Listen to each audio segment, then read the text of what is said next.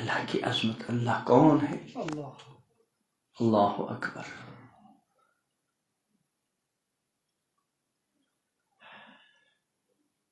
اللہ کون ہے؟ اس کی ذات کے اندر غور کرنے سے منع کیا گیا. اس کی ذات وراء ورا ہے، لیکن اس کی مخلوقات اور اس کی بنائی ہوئی کائنات میں غور کرنے کا ہم کو کیا ہے؟ حکم ہے. اور یہ کیوں ہے؟ تاکہ اس کی بنائی ہوئی کائنات کے ذریعے ہم کو اس کی عظمت کا کچھ اندازہ ہو. اس کی عظمتوں کی تو کوئی انتہا ہی نہیں، بے انتہا عظمت ہے. وہاں حضرات انبیاء، فرشتوں نے، امام الانبیاء حضرت محمد عربی علیہ السلام نے بھی اعتراف فرمایا کہ سبحانک ما عرفناک حق معرفت. اے اللہ، آپ کی ذات پاک ہے، منزہ ہے. آپ کے پہچاننے کا جو حق ہے وہ ہم سے ادا نہیں ہو سکا. لیکن کچھ نہ کچھ تعارف ایمان والے بندے کو ہونا چاہیے، اور اللہ تعالیٰ کی پہچان ہی ہماری زندگیوں کا کیا ہے؟ مقصد. اور اللہ کی پہچان کا طریقہ کیا ہے؟ کہ اللہ کی کائنات میں غور کرے، اللہ کی نشانیوں میں، اللہ کی آیات میں. آیات تین طرح کی ہیں. ایک ہے آیات قرآنیہ. اللہ تعالیٰ ہم کو بھی آیات قرآنیہ کو سمجھنے، ان پہ غور کرنے کی توفیق عطا فرمائے. اور ایک ہے آفاقی آیات، یہ پوری کائنات میں پھیلی ہوئی اللہ تعالیٰ کی قدرت کی نشانیاں. جب بندہ غور، اب دیکھیے چھوٹا سا ہال ہے، اس میں 2-3 کالم بیچ میں لگے ہوئے ہیں نہیں؟ جب یہ تھما ہوا ہے، اتنا بڑا آسمان، اللہ اکبر، جس کی وسعت کو ہم اس کا صحیح اندازہ نہیں کر سکتے. اور ایک نہیں، یہ کے بعد دیگرے کتنے؟ 7 منزلہ آسمان. یہاں جو مکان کی منزلیں بنائی جاتی ہیں، زیادہ سے زیادہ اگر مسجد ہو، اس کی اونچائی جو ہے 15 فٹ کے لگ بھگ کبھی ہوتی ہے. عام طور پر 8-9 فٹ ایک منزل ہوتی ہے. اور 5-6 منزلہ مکان بنا ہو تو بڑی مضبوط بنیاد رکھی جاتی ہے، پھر مضبوط کالم، پھر کہیں 4-5 منزلہ. اللہ تعالیٰ کا بنایا ہوا آسمان 7 منزلہ ہے. اور ہر منزل کتنی اونچی ہے؟ فرمایا جتنا آسمان اور زمین کے درمیان 500 سال کی مسافت. زمین سے 500 سال کی مسافت پر کیا ہے؟ آسمان، پہلا آسمان. اس کے بعد اور 500 سال کے مسافت کے بعد دوسرا، پھر تیسرا، پھر چوتھا، اسی طرح 7واں. پھر اس کے بعد عرش. 7ویں آسمان اور عرش کے درمیان جو مسافت وہ بھی کتنی ہے؟ 500 سال. پھر اس کے بعد کرسی. عرش اور کرسی کے درمیان بھی کتنی مسافت؟ 500 سال. تو ایک تو یہ آفاقی آیات، اللہ اکبر، یہ پہاڑ، یہ سمندر. اور ایک ہے انفسی آیات، ہماری ذات کے اندر، وفی انفسکم، تمہاری ذاتوں کے اندر، تمہاری نفوس کے اندر اللہ کی قدرت کی نشانیاں ہیں. ان میں جب بندہ غور کرتا ہے تو اللہ تعالیٰ کی معرفت کا دروازہ پھر کھل جاتا ہے. اسی لیے اللہ تعالیٰ نے عقل مند کس کو کہا؟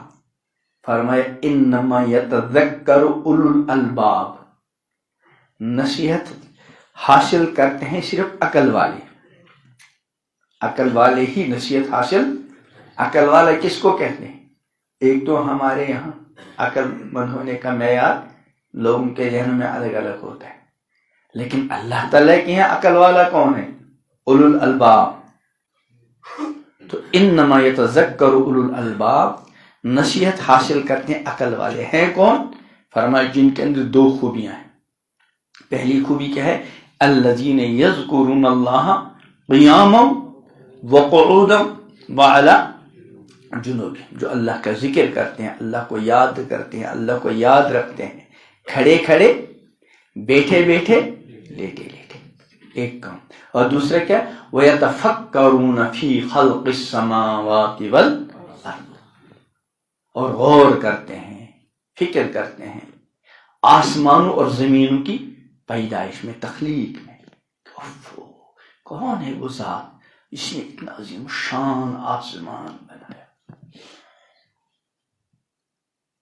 فرمایا فرجع البصر هل ترى من فطور، آسمان کی ذات نگاہ کے دوڑاؤ، کوئی کہیں خرابی، کوئی پھٹن، کوئی عیب نظر آئے گا؟ ثم ارجع البصر کرتین، پھر دوبارہ بار بار نگاہ دوڑاؤ آسمان کی طرف.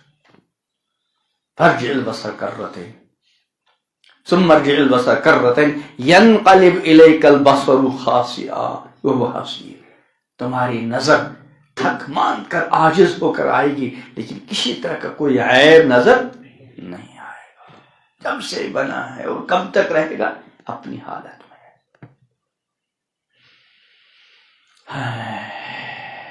وَيَتَفَكَّرُونَ فِي خَلْقِ السَّمَاوَاتِ وَالْأَرْضِ. اس لیے اللہ فرماتا افلا ينظرون الى الابل كيف خلقت، لوگ دیکھتے نہیں اونٹ کو کس طرح اس کو بنایا گیا. عرب میں اونٹ تھا، ہمارے یہاں گائے اور دوسرے جانور ہوتے ہیں. قرآن میں وَإِنَّ لَكُمْ فِي الْأَنْعَامِ لَعِبْرَةً، تمہارے لیے چوپائیوں میں بھی نصیحت ہے، گائے میں، بھینس میں وغیرہ. کیا نسقیکم مما فی بطونہا من بین فرث ودم لبنا خالصا، ہم تم کو پلاتے ہیں جو کچھ ان کے پیٹ میں ہوتا ہے.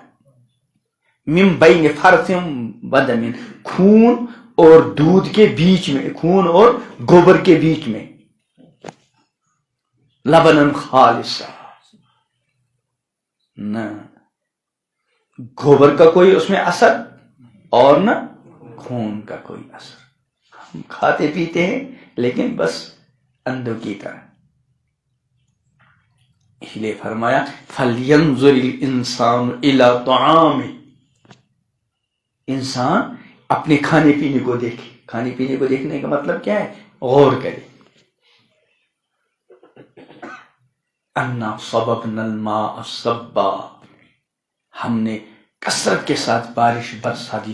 ثم شققنا الارض شقا، پھر ہم نے زمین کو پھاڑ دیا تاکہ وہ دانہ جو اندر پھٹ گیا تھا اس کی سوئی باہر نکل آئے.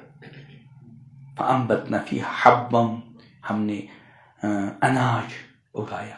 حب و عنبا، انگور.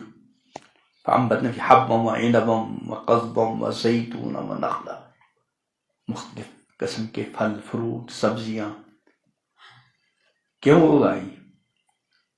متاعا لکم ولانعامکم، تمہارے فائدے کے لیے اور تمہاری چوپائیوں کے فائدے کے لیے. تو بندہ غور کرے. عقل مند کون ہے؟ جس کے اندر جو دو چیزیں ہوں، اور ایک ذکر ہو اور ایک فکر ہو. غور، لیکن پہلے ذکر ہو پھر فکر. اسی لیے اگر ذکر بغیر، فکر بغیر ذکر کے تو بہت ساری چیزیں وجود میں آئیں گی لیکن اللہ کی پہچان. اب دیکھو جہاز بنایا، موبائل بنایا، یہ تو فکر ہی کا نتیجہ ہے لیکن اس کی بنیاد ذکر پر نہیں. اس لوگوں تو بہت فائدہ ہے، جہاز کے ذریعے کتنا فائدہ ہے، موبائل کے ذریعے فائدہ بھی ہے، وہ الگ مسئلہ ہے، لوگ غلط استعمال کرتے ہیں.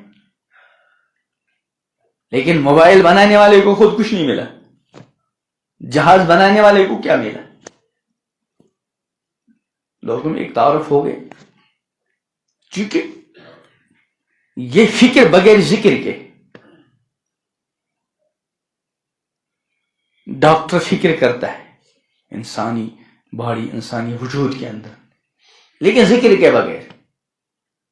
اس لیے ڈاکٹر تو بنتا ہے لیکن اللہ کی پہچان حاصل نہیں ہوتی کیونکہ بغیر ذکر ہی کے چل رہا ہے کام.